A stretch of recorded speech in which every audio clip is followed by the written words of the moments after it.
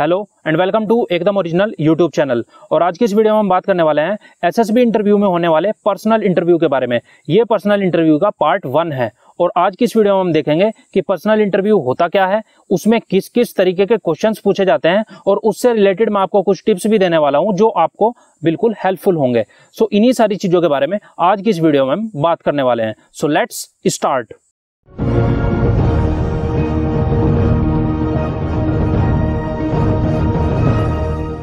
जो आपका SSB interview के अंदर पर्सनल इंटरव्यू होता है वो आपका डे 2 से लेकर के डे 4 के बीच में किसी भी एक दिन दोपहर में या शाम के टाइम कंडक्ट कराया जाता है। और अगर हम टाइम की बात करें तो ये 40 मिनट से लेकर के 1.5 घंटे तक चलता है। अब हम अपने इस मेन पार्ट की तरफ आते हैं कि क्वेश्चंस किस किस तरीके के इसके अंदर पूछे जाते हैं। देखिए, जैसे कि नाम ही सजेस्ट कर रहा है पर्सनल इंटरव्यू, तो इसमें मैक्सिमम क्वेश्चंस आपसे ही रिलेटेड पूछे जाते हैं। आपको ये चीज ध्यान रखनी चाहिए कि जो आपका इंटरव्यूइंग ऑफिसर है यानी आईओ है, उनके पास आपके द्वारा ही भरा हुआ PIQ फॉर्म होता है यानी पर्सनल इंफॉर्मेशन क्वेश्चनर फॉर्म होता है। उसके अंदर आप ही ने अपनी सारी डिटेल्स भरी होती हैं। अब उसी से रिलेटेड सारे क्वेश्चंस मैक्सिमम घुमा फिरा के उसी से रिलेटेड वो आपसे क्वेश्चंस पूछते हैं। तो मैंने क्वेश्चंस को 5 कैटेगरीज में डिवाइड किया है, इन्हीं से ही घुमा फिरा के क्वेश्चन पूछे जाते हैं। सबसे पहला है प्लेस ऑफ रेजिडेंस, दूसरा है एजुकेशन जिसके अंदर मैंने 5 सब पार्ट्स बनाए हैं, marks, teachers, friends, sports, extra curricular activities, तीसरा है फैमिली, चौथा है हॉबीज एंड इंटरेस्ट और 5वां है मिसलिनियस। इन्हीं 5 टाइप्स से जो है मैक्सिमम आपसे क्वेश्चन पूछे जाते हैं। जो पहले 4 टाइप्स हैं, place of residence, education, family, hobbies and interest, 90 to 95% questions इन्हीं से पूछे जाते हैं, आप ही से रिलेटेड। और 5 to 10% जो क्वेश्चंस होते हैं वो बाकी आपसे इनके अलावा पूछे जाते हैं। सो हम डिटेल में इनके बारे में 1 by 1 बात करने वाले हैं। सबसे पहला आता है आपका place of residence. Place of residence का मतलब आप रहने वाले कहाँ के हैं। आप किसी विलेज से बिलोंग करते हैं, टाउन से बिलोंग करते हैं, सिटी से बिलोंग करते हैं, जहां से भी आप बिलोंग करते हैं आपको उसके बारे में सब कुछ पता होना चाहिए। उसकी हिस्ट्री क्या है, उसकी ज्योग्राफी क्या है, वहाँ पे कनेक्टिविटी कैसी है, वहाँ पे प्लेसेस ऑफ विजिट क्या है, कहाँ घूमा जा सकता है, ऐसी कौन सी जगहें हैं, वहाँ पे क्या क्या प्रॉब्लम्स है आपके उस एरिया में, कितने स्कूल्स हैं, कितने कॉलेजेस हैं, ये सारी इंफॉर्मेशन आपको पता होनी चाहिए कि आपके पर्टिकुलर उस विलेज, टाउन या डिस्ट्रिक्ट या सिटी में क्या क्या उसकी हिस्ट्री है, क्या ज्योग्राफी है, आपको ये सब कुछ पता होना चाहिए। आपको ये पहले से ही प्रिपेयर करके जाना है कि अगर हम किसी गांव में रहते हैं तो गांव का सरपंच कौन है, हमारे गांव की पॉपुलेशन कितनी है, हमारे गांव में कितने स्कूल हैं, या हमारे गांव में क्या क्या फैसिलिटीज हैं या क्या क्या प्रॉब्लम्स है, वो सारी चीजें आपको पहले से ही पता होनी चाहिए। मैक्सिमम क्वेश्चंस इन्हीं से रिलेटेड अराइज करे जाते हैं। इंटरव्यूइंग ऑफिसर आपसे पूछ सकता है, जिस भी प्लेस का आप नाम बताएंगे वो यही बोलेंगे कि मैं तो इस प्लेस पे कभी गया नहीं हुआ हूँ, आप इसके बारे में मुझे डिटेल में बताएं, या प्लेसेस जहां पे विजिट करा जा सकता है ऐसी चीजें बताएं। तो आपको सब कुछ जो भी आपके विलेज, टाउन या सिटी से रिलेटेड है वो सारी इंफॉर्मेशन कलेक्ट करनी है और वो सारी इंफॉर्मेशन याद रखनी है। उससे रिलेटेड कोई भी क्वेश्चन आपसे पूछा जा सकता है। दूसरा पार्ट है हमारा एजुकेशन। अब एजुकेशन के अंदर मैंने 5 पार्ट्स रखे हैं। पहला रखा है मार्क्स, दूसरा टीचर्स, तीसरा फ्रेंड्स, चौथा स्पोर्ट्स और 5वां एक्स्ट्रा करिकुलर एक्टिविटीज। सबसे पहले आते हैं मार्क्स के ऊपर। आपसे पूछा जा सकता है कि आप अपने 8th से लेकर के 12th तक सारी क्लासेस के मार्क्स बताओ। तो आप रेडी होने चाहिए, आपको पता होना चाहिए कि आपके 8th क्लास में कितने आए थे, 9th में, 10th में, 11th में और 12th में कितने आए थे मार्क्स, वो पता होना चाहिए आपको। अगर आप नॉर्मली NDA या TES एंट्री से जा रहे हैं तो आपको 12th क्लास तक ही पूछेंगे, ऑब्वियसली 12th बेसिस पे ही वो एंट्री होती है। लेकिन अगर आप ग्रेजुएशन लेवल की एंट्री पे जा रहे हो, जैसे आप CDS, FCAT, INET, TGC या किसी भी इस तरीके की एंट्री से जा रहे हो जो ग्रेजुएशन लेवल की है, तो आपसे नॉर्मली पूछा जाएगा कि आपको अपने मार्क्स बताने हैं 10th से लेकर के ग्रेजुएशन तक कितने आए हैं। अब इसमें ध्यान देने वाली बात यह है कि अगर आपका किसी भी क्लास में, जैसे कि आपका 10th और 12th का एग्जांपल ले ले, कभी भी आपके मार्क्स अगर कम हुए हैं, 10th में आपके बहुत ज्यादा मार्क्स आए थे लेकिन 12th में बहुत कम हो गए, या फिर 10th 12th में आपके अच्छे मार्क्स आए थे, ग्रेजुएशन में कम हो गए, तो आपके पास एक वैलिड रीजन उसका होना चाहिए। वो पूछ सकते हैं कि क्या रीजन रहा कि आपके मार्क्स इस क्लास में तो अच्छे थे, इस क्लास में बेकार आए, तो उस क्वेश्चन के लिए आपको रेडी रहना है। दूसरी चीज ये है, आपसे ये भी पूछा जा सकता है कि आपको कौन कौन से सब्जेक्ट अच्छे लगते हैं।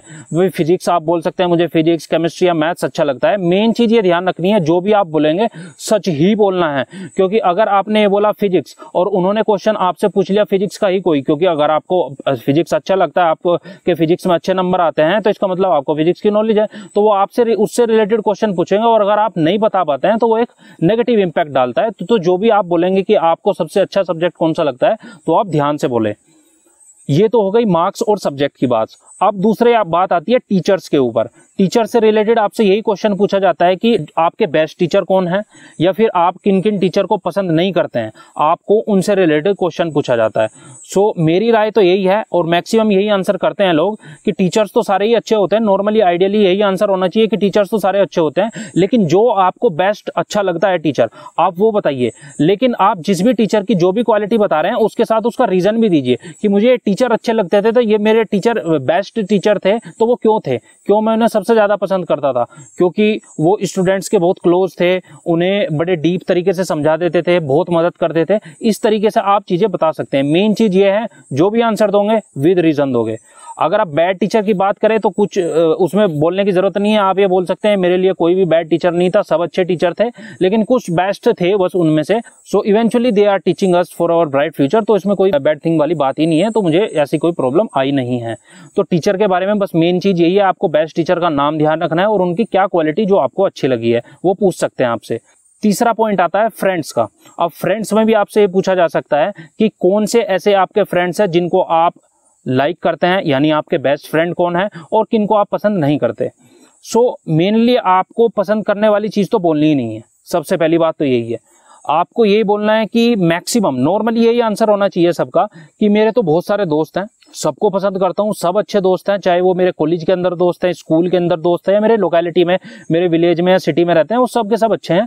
लेकिन मेरे 4 से 5 मिनिमम, एक नहीं बताना है आपको, 4 से 5 तो मिनिमम बताइए, और उनके नाम भी याद रखिए। पहले से ही सोच के रखना कि मेरे ये बेस्ट फ्रेंड है, झूठ कुछ नहीं बोलना है, आपको उनका नाम भी बता दो और उनकी क्वालिटीज भी बता दो। जैसे आपके स्कूल के 2 बेस्ट फ्रेंड है, वो आपको स्टडीज में हेल्प करते हैं, तो इस तरीके से बोल सकते हो। आपके लोकेलिटी में है, मेरे साथ खेलते हैं या कुछ किसी भी तरीके की एक्टिविटीज में इन्वॉल्व होते हैं, क्यों आपके बेस्ट फ्रेंड है उनका रीजन भी देना है। मेन चीज ये है, आपको वहां पे झूठ नहीं बोलना है कि आपके ये बेस्ट फ्रेंड है, आपने बोल तो दिया, वो आपने बाय चांस उन्होंने पूछ लिया, आप ऐसा कंडीशन छोड़ो ही मत ना कि वो पूछ ले आपसे, आप खुद ही बता दो कि ये उनके नाम है, ये इनकी क्वालिटीज है, इस वजह से मुझे अच्छे लगते हैं। बस मेन चीज यही है कि बेस्ट फ्रेंड में अपने फ्रेंड्स का नाम दो, उनकी क्वालिटीज दो, और 4-5 बेस्ट फ्रेंड बताओ। 1-2 से काम नहीं चलेगा, 4-5 तो मिनिमम बताओ, इतने तो होते ही हैं। और सबसे इंपॉर्टेंट चीज जो इसके अंदर आती है वो आती है गर्लफ्रेंड वाली चीज। अगर आप बॉय हैं तो गर्लफ्रेंड वाली चीज, और अगर गर्ल है तो बॉयफ्रेंड वाली चीज। ये वाली चीज जो है अगर आप डिस्कस ना ही करें तो ही बेहतर है, क्योंकि इसमें worst to worst case scenario के अंदर चीजें पहुंच जाती हैं, वो बड़े डीप में चले जाते हैं, ऐसे ऐसे क्वेश्चंस पूछ सकते हैं जिसका शायद आप जवाब भी नहीं दे पाएंगे। तो अगर आप इस तरीके की एक्टिविटीज में इन्वॉल्व भी है तो इसको इग्नोर ही करना, बाकी आपके ऊपर ही डिपेंड करता है। लेकिन मैं आपको पहले ही बता देता हूँ, इसके अंदर बड़े डीप में चले जाते हैं, वो इतने बहुत ज्यादा डीप में चले जाते हैं, बहुत चीजें वो आपसे पूछ सकते हैं। ये worst to worst case scenario के अंदर आपकी चीजें जा सकती है, तो इस चीज को अवॉइड करना वही ज्यादा बेहतर है, क्योंकि वो यही सोचेंगे कि ये उल्टे सीधे कामों में अभी से पड़ा हुआ है, बाद में इसका इतना ध्यान वगैरह नहीं है। तो जो भी है कुल मिला के इससे चीजें बहुत ज्यादा कॉम्प्लेक्स होती जाती है, worst to worst case scenario बनता जाता है। तो ये वाली चीज अवॉइड करोगे तो ही ज्यादा बेहतर है। अब इसके अंदर चौथी चीज आती है हमारी स्पोर्ट्स। स्पोर्ट्स के अंदर बात आती है अचीवमेंट्स की। अब आप जो भी स्पोर्ट्स बताएंगे, जो भी आपको पसंद हो, चाहे आपको क्रिकेट खेलना पसंद हो, चाहे आपको वॉलीबॉल खेलना पसंद हो, फुटबॉल हो, बास्केटबॉल हो, कोई भी गेम पसंद हो आपको, मेन थिंग इज दैट आपको जो भी स्पोर्ट्स के बारे में आप बता रहे हैं आपको उसकी नॉलेज होनी चाहिए।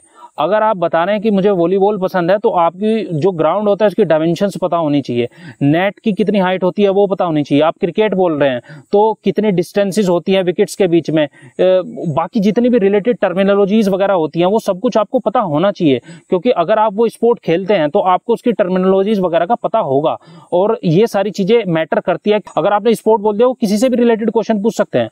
अगर हम अचीवमेंट की बात करें, देखिए अचीवमेंट आपको लिखना अपने पीआईक्यू फॉर्म में भी होता है, लेकिन अगर अचीवमेंट का मतलब ये नहीं है कि अगर आपने नेशनल लेवल पे या इंटरनेशनल लेवल पे या डिस्ट्रिक्ट लेवल पे खिलाए तो ही आप लिख सकते हैं। आपने अपने इंटर स्कूल कंपटीशन हुआ हो, उसमें अगर आपको कोई पोजीशन आई हो आप वो लिख सकते हैं। इंटर स्कूल भी नहीं हुआ हो, आपके स्कूल के अंदर जो हाउस वाइज कंपटीशन होता है उसमें आप कभी ना कभी जीते हो, तो आप वो भी लिख सकते हैं। ऐसा जरूरी कुछ नहीं होता, हार्ड एंड फास्ट कोई रूल नहीं है कि आप किसी नेशनल, डिस्ट्रिक्ट या इंटरनेशनल लेवल पे खेले हुए हो तो ही आप उसको अचीवमेंट में लिख सकते हैं। और मेनली अगर आपका किसी भी तरीके का कोई अचीवमेंट नहीं है तो बस ये बोल सकते हैं कि मैं नॉर्मली अपनी सोसाइटी में या अपने लोकेलिटी में, स्कूल में या कॉलेज में जस्ट प्रैक्टिस के लिए खेलता था और इतना हायर लेवल में मैं नहीं गया हूँ, लेकिन मुझे वो खेलना पसंद है। तो ये चीज आप बोल सकते हैं उसके अंदर। दूसरी चीज बस सबसे इंपॉर्टेंट यही ध्यान रखनी है कि जो भी आप स्पोर्ट बोल रहे हो, चाहे आप क्रिकेट बोलो, चाहे आप बास्केटबॉल बोलो, चाहे वॉलीबॉल बोलो, आपको उस स्पोर्ट के बारे में कंप्लीट जानकारी होनी चाहिए। फिर आता है आपका extra curricular activities. Extra curricular activity किसी भी तरीके की एक्स्ट्रा करिकुलर एक्टिविटी हो, चाहे आपने किसी डिबेट कंपटीशन में पार्टिसिपेट किया हो, आप म्यूजिक में अच्छे हो, आप ड्रामा में अच्छे हो, आप किसी कम्युनिटी सर्विस में अच्छे हो, या आप अगर ग्रेजुएशन लेवल की बात करें तो आपने कोई पार्ट टाइम जॉब करी है, ट्यूशन पढ़ाया है, वो सारी चीजें भी आप मेंशन कर सकते हो इसके अंदर, क्योंकि ओवरऑल वो भी इस चीजें के अंदर काउंट होती है कि आपने कुछ ना कुछ एडिशनल चीजें करी हैं पढ़ाई के अलावा भी। तो अगर ऐसी कोई चीजें हैं तो आप इसके अंदर इंक्लूड कर सकते हैं। तो इससे रिलेटेड कुछ ना कुछ आपसे क्वेश्चंस पूछे जा सकते हैं। सो ये आपका एजुकेशन वाला पार्ट हो गया। अब फैमिली के ऊपर आते हैं। फैमिली जो थर्ड पार्ट है हमारा फैमिली, उसके ऊपर आते हैं। सबसे पहली चीज तो आपको ये ध्यान रखनी है, आपसे पूछा जा सकता है कि आपका अपनी कंप्लीट फैमिली के बारे में सारा कुछ बताना है। जो क्वेश्चंस वगैरह जिस तरीके से पूछे जा सकते हैं, आप न्यूक्लियर फैमिली में रहते हैं, जॉइंट फैमिली में रहते हैं, वो आपको पता होना चाहिए। आप कितने नंबर में रहते हैं, आप टोटल कितने मेंबर्स हैं फैमिली में, आपके mother, father, grandfather, grandmother, brother, sister, वो उनकी क्या क्या एजुकेशनल क्वालिफिकेशंस है, वो क्या प्रोफेशन करते हैं, उनका क्या फ्यूचर प्लान है, ये सारी चीजें आपको पता होनी चाहिए। और आपको सभी को यही दिखानी है कि आपकी एक अच्छी रिलेशनशिप है अपनी फैमिली के साथ, आपकी एक अच्छी रिलेशनशिप है और आपको उनको डे टू डे एक्टिविटीज जितनी भी होती है आप उनमें उनकी मदद करते हैं। जैसे नॉर्मली किसी का एग्जांपल ले सकते हैं, जैसे कोई गांव में रहता है तो गांव में नॉर्मली फार्मिंग का काम होता है, तो वो खेत में जा करके कुछ ना कुछ काम करा सकता है। लेकिन जो भी आप चीजें बोलेंगे सच बोलना, वो किसी भी तरीके से कैसा भी क्वेश्चन आपसे पूछ सकते हैं, वो क्रॉस चेक करने के लिए कुछ भी पूछ सकते हैं आपसे, उन्हें बहुत नॉलेज होती है, तो झूठ नहीं बोलना है, बस इतना ध्यान रखना है। अगली चीज आती है हॉबीज एंड इंटरेस्ट, कि आपकी हॉबीज क्या है। हॉबीज मतलब जो भी काम आप फ्री टाइम में करना पसंद करते हैं वो क्या है, इंटरेस्ट क्या है, आपकी वीकनेसेस क्या हैं, मतलब आपकी कमजोरियां क्या हैं, आपकी स्ट्रेंथ क्या है। जैसे वीकनेस में मैक्सिमम जो बच्चे इस वीडियो को देख रहे होंगे वो हिंदी बोलते हैं, और जो हिंदी बोलते हैं उनको काफी को प्रॉब्लम होती है इंग्लिश बोलने में। तो आप ये बोल सकते हो कि अगर आप ऐसा कर रहे होंगे कि आप अपनी कम्युनिकेशन स्किल्स को सुधार रहे हैं, तो मेरी ये वीकनेस है कि मेरी जो कम्युनिकेशन स्किल है इंग्लिश में मैं इतना फ्लुएंटली नहीं बोल पाता हूँ, तो इस वजह से मैं थोड़ा उसे सुधारने के लिए वोकैब सीख रहा हूँ या फिर न्यूज़पेपर पढ़ रहा हूँ। अगर ऐसा कुछ करते होंगे तो ही लिखना, गलत मत लिखना। अगर आपने ये बोला कि न्यूज़पेपर पढ़ रहा हूँ तो वो आपसे कुछ भी क्रॉस क्वेश्चनिंग कर लेंगे, वो बताओ कि 3-4 हेडलाइन बता दो जो आपने रिसेंटली पढ़ी होंगी, वहीं पे ही मतलब कुछ ऐसा वो घुमा देंगे क्वेश्चन को कि आप शायद आंसर नहीं दे पाएंगे। तो किसी भी तरीके से आपको झूठ नहीं बोलना है, बस इतना। हर एक टाइप के क्वेश्चन में आपको ये चीज ध्यान रखनी है। मेन बस यही है, इसमें और कुछ नहीं है। सब कुछ आप ही से रिलेटेड होता है। 90 to 95% क्वेश्चन आप ही से रिलेटेड पूछे जाते हैं। या तो आप PIQ फॉर्म में सारी चीजें नहीं लिखते हैं, या गलत लिखते हैं, या इंटरव्यू के टाइम आप गलत चीजें बोल देते हैं, इस वजह से वो चीजें गलत हो जाती हैं। आप गलत नहीं बोलोगे, झूठ नहीं बोलोगे तो कोई दिक्कत नहीं आएगी। लास्ट टाइप जो मिसलिनियस टाइप में जिसकी बात कर रहा हूं, उसमें मिसलिनियस टाइप के किसी भी तरीके के क्वेश्चंस पूछे जा सकते हैं। जैसे कि आप डिफेंस फोर्सेस को या डिफेंस सर्विसेज को क्यों ज्वाइन करना चाहते हैं, why do you want to join defence services, तो इसमें आपके पास एक वैलिड रीजन होना चाहिए। Why do you want to become a officer, तो आपके पास इसका एक वैलिड रीजन होना चाहिए। कि आप कुछ भी रीजन दे सकते हैं जो आपको सुटेबल लगता है, जैसे कि it is a best way of life, society में हमें बहुत रेस्पेक्ट मिलती है, एक जॉब सिक्योरिटी है, और भी बहुत चीजें आप जो है इसके अंदर लिख सकते हैं। लेकिन ऐसा कुछ चीजें वहां पे नहीं बोलनी है कि मैं अपने देश के लिए अपनी जान कुर्बान कर दूंगा। वो यार वो चीजें अंडरस्टूड होती है। आप वहां पे आए हैं, सब देशभक्त हैं, सब ज्वाइन करना चाहते हैं, सबके अंदर एक देशभक्ति की भावना है, सबके अंदर है, वो सबको पता है, सब इसी वजह से वहां पे सिलेक्शन लेने के लिए आए हैं। तो ऐसी चीजें नहीं बोलनी है आपको, ऐसी चीजें बोलनी है जो सामने वाला सुनना चाहता है। बाकी ये डिपेंड करता है पर्सन टू पर्सन, और चीजें अगर आप इसके अंदर ऐड करना चाहें आपका रीजन अलग भी हो सकता है। फिर दूसरी मेन चीज इसके अंदर जो आती है, जीके से रिलेटेड आपसे क्वेश्चंस पूछ सकते हैं। अगर आपकी बाय चांस, मैक्सिमम हो सकता है ऐसा कि जीके अच्छी नहीं है, तो आप बोल सकते हैं कि मेरी जीके अच्छी नहीं है, मेरी कमांड फिजिक्स के अंदर अच्छी है, या मेरी केमिस्ट्री के अंदर अच्छी है, या मैथ्स अच्छा है। लेकिन ये चीज ध्यान रखना, जो भी आप सब्जेक्ट बोलोगे उसके अंदर से अगर उन्होंने कोई क्वेश्चन पूछ लिया और आप जवाब नहीं दे पाए तो वो नेगेटिव इंपैक्ट पड़ जाएगा उसका, इस चीज का ध्यान रखना। और जितनी भी टेक्निकल एंट्रीज होती हैं, चाहे वो 10+2 लेवल पे TES हो रही हो, टेक्निकल एंट्री स्कीम, या फिर ग्रेजुएशन लेवल पे TGC हो रही हो, टेक्निकल ग्रेजुएट कोर्स, इन दोनों ही एंट्रीज में क्योंकि आपको बुलाया ही टेक्निकल बेसिस पे गया है, तो इसमें आपसे टेक्निकल क्वेश्चंस पूछे जाते हैं। इसी इंटरव्यू के अंदर आपसे टेक्निकल क्वेश्चंस भी काफी ज्यादा पूछे जाते हैं नॉर्मल कैंडिडेट के जो NDA या CDS क्लियर करके आया है, क्योंकि आपको टेक्निकल ग्राउंड के बेसिस पे ही बुलाया गया है, तो टेक्निकल क्वेश्चंस भी आपसे पूछे जाएंगे इसके अंदर। कुल मिला के बात यही है, सारे का अगर हम कंक्लूजन निकालें तो वो यही है कि आपको कुल मिला के इन 5 चीजों का ही ध्यान रखना है कि आपका प्लेस ऑफ रेजिडेंस के बारे में सब कुछ खोज लेना है आपको, कि आपका आसपास की सारी चीजें की हिस्ट्री क्या है, ज्योग्राफी क्या है, आपका अगर गांव में रहते हो तो प्रधान कौन सा है, या सिटी में रहते हो या मेयर कौन है, तो इस तरीके की जितनी भी इंफॉर्मेशन आप कलेक्ट कर सकते हो सारी इंफॉर्मेशन कलेक्ट करके रखना, पहले सब कुछ प्रिपेयर करके जाना। ये आपके मार्क्स कितना है, क्योंकि ऑन द स्पॉट सारी चीजें आपको याद नहीं आएंगे, पहले प्रिपेयर करके जाओगे तभी आप वहां पे बोल पाओगे। तो यही चीज है, place of residence, education, family, hobbies and interest और मिसलिनियस।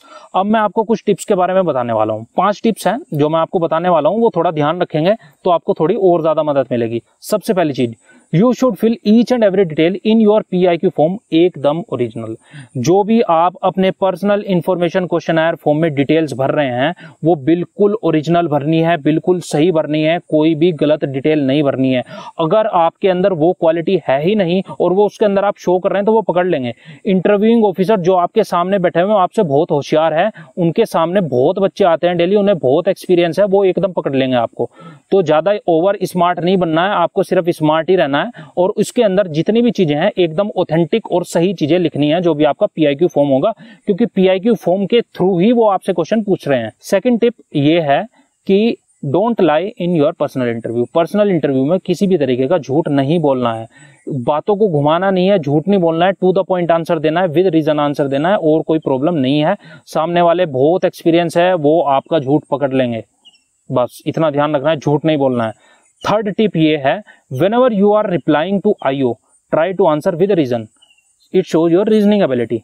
मतलब जब भी आप इंटरव्यूइंग ऑफिसर को कोई भी आंसर दे रहे हो, इफ पॉसिबल उसका आंसर एक रीजन के साथ दो, कि अगर आप ये बोल रहे हो कि मेरे 10th और 12th में नंबर कम क्यों आए, तो उसका आप एक रीजन के साथ आंसर दो कि इस वजह से है। या कोई भी अगर आप रिप्लाई कर रहे हो, अगर आप विद रीजन आंसर दे पा रहे हो तो ये आपकी एक रीजनिंग एबिलिटी को दिखाता है, आपकी इस OLQ को दिखा रहा है कि हर एक चीज को आप अच्छे से एक्सप्लेन कर सकते हो, आप एक रीजन के साथ अपनी चीजों को जस्टिफाई कर पा रहे हो। चौथी टिप ये है कि prepare all your answers well before going to SSB interview. आपको सारी कुछ चीजें SSB इंटरव्यू जब आपका होना है, जब आपकी डेट आ जाएगी, उससे पहले ही ये सब कुछ तैयार करके रखो। ऑन द स्पॉट कुछ नहीं होता है, सबसे पहले सारी डिटेल निकाल के रखो। आपका बेस्ट फ्रेंड कौन है, आपके बेस्ट टीचर कौन है, पता सबको होता है चीजें, लेकिन ऑन द स्पॉट चीजें याद नहीं आती है। इस वजह से आपको सारे जितने भी मैंने क्वेश्चंस बताए हैं, या फिर आपको इसके अलावा किसी और सोर्स से भी जो भी क्वेश्चन मिलते हैं, आप उन सारे क्वेश्चंस को लिखें और उनका आंसर भी लिखें और प्रिपेयर करें, उनको बोल के देखें कि अगर मुझसे ये क्वेश्चन पूछा गया तो मैं ये आंसर दूंगा। तो अच्छी तरीके से पूरी प्लान्ड तरीके से आपको लेकर चलनी है चीजें। फिफ्थ टिप ये है, answer the questions in the they're asked. Normally जब भी आपका पर्सनल इंटरव्यू होता है उसमें आपसे जब क्वेश्चन पूछे जाते हैं तो वो सिंगल क्वेश्चन नहीं होते, मोस्ट ऑफ द टाइम वो बंच ऑफ क्वेश्चंस होते हैं, एक साथ बहुत सारे क्वेश्चन पूछ लेते हैं। जैसे कि आपने 10th 8 से लेके आपके 12th क्लास तक के मार्क्स बताओ, उसके बाद 11th क्लास में आपने कौन कौन से सब्जेक्ट लिए, आपने कौन कौन से कॉम्पिटिटिव एग्जाम्स दिए, इस तरीके से सीरीज ऑफ क्वेश्चन एक साथ पूछ लेते हैं। तो जिस ऑर्डर में आपसे पूछा गया है उसी ऑर्डर में आपको रिप्लाई करना है। ये मेन चीज है, ये मेन टिप है जो आपको इसके अंदर याद रखनी है। अब कुछ क्वेश्चंस जो हैं जैसे किस ऑर्डर में पूछे जा सकते हैं या मोस्ट प्रोबेबल क्वेश्चंस क्या होते हैं, वो मैं अगली वीडियो में आपको एक डिटेल्ड तरीके से बता दूंगा कि किस किस तरीके से क्वेश्चंस पूछे जा सकते हैं। मैक्सिमम तो इन्हीं टाइप से होंगे, लेकिन कुछ 2-4 क्वेश्चन जो अलग तरीके से भी पूछे जा सकते हैं, अलग टाइप से भी हो सकते हैं क्वेश्चंस, वो मैं अगली वीडियो में बता दूंगा। लेकिन मेनली पर्सनल इंटरव्यू का सब कुछ इसी के अंदर कंक्लूड हो जाता है कि आपको अपने प्लेस ऑफ रेजिडेंस, एजुकेशन और उसके अंदर marks, teachers, friends, sports, extra curricular activities, family, hobbies and interest और जो मिसलिनियस क्वेश्चंस मैंने बताए हैं, बस उन्हीं के अंदर से घुमा फिरा के आपसे क्वेश्चन पूछा जाता है। सब कुछ मिला के बात यही है कि आपको सिर्फ इतना ध्यान रखना है कि PIQ फॉर्म के अंदर कोई भी गलत जानकारी नहीं देनी है और कोई भी लाई यानी झूठ या फेक इन्फॉर्मेशन पर्सनल इंटरव्यू के दौरान भी उनको नहीं देनी है। आपका पर्सनल इंटरव्यू अच्छा ही जाएगा। अगली वीडियो में जल्दी मिलेंगे, उसके अंदर मैं आपको क्वेश्चंस बताऊंगा कि किस तरीके के क्वेश्चंस हर एक से पूछे जा सकते हैं। Series of question, bunch of questions जो होगा उसके बारे में बताऊंगा। वैसे मैक्सिमम क्वेश्चन हमने इसके अंदर कवर कर लिए हैं। तो बस यही था इस वीडियो में, और वीडियो को खत्म करते हैं। इसके अलावा और कुछ है नहीं मेरे पास बताने को। सो वीडियो किसी भी तरीके से काम का लगा तो प्लीज इसे लाइक करें, हो सके तो शेयर भी करें। और अगर आपका कोई भी सुझाव है या आपको कोई भी क्वेरी है तो आप वीडियो के कमेंट बॉक्स में कमेंट करके हमें पूछ या बता सकते हैं। और इसी तरीके के लेटेस्ट वीडियोस देखने के लिए हमारे यूट्यूब चैनल एकदम ओरिजिनल को सब्सक्राइब करना मत भूलिएगा। So please subscribe and thanks a lot for watching.